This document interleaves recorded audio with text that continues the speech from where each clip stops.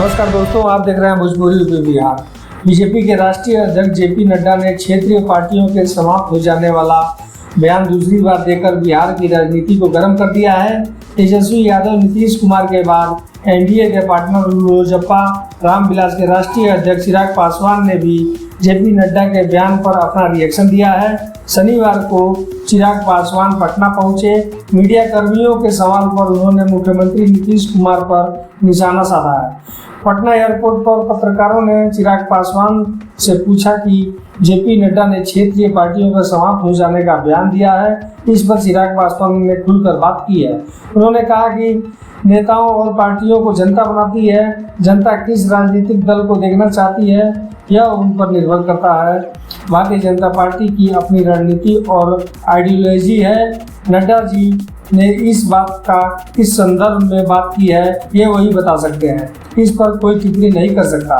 बातों बातों में उन्होंने नीतीश कुमार पर उनकी पार्टी को खत्म करने की साजिश का ठिकरा फोड़ दिया। उन्होंने कहा कि नीतीश कुमार ने अपनी पूरी ताकत लगा दी कि जैसे वो लोजपा को खत्म कर दिया जाए, लेकिन सच्चाई यह है कि जनता ही किसी को बनाती है और जनता ही उसे समाप्त कर देती है। चिराग पासवान ने जातीय गणना की रिपोर्ट पर फिर से सवाल उठाया।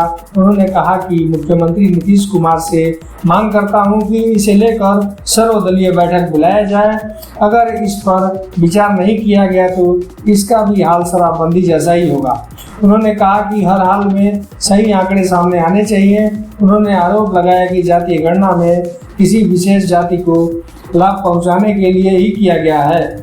मुख्यमंत्री नीतीश कुमार के आवास पर अल्पसंख्यकों की बैठक किए जाने पर चिराग पासवान ने सीएम बिहार को जाति धर्म में बांटने का काम कर रहे हैं।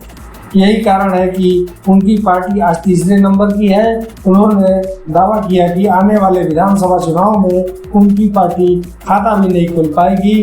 जनता ने उन्हें पूरी तरह से नकार दिया है। दोस्तों, वीडियो को लाइक करें, चैनल पर है तो सब्सक्राइब जरूर करें और अपनी राय कमेंट बॉक्स में जरूर दें।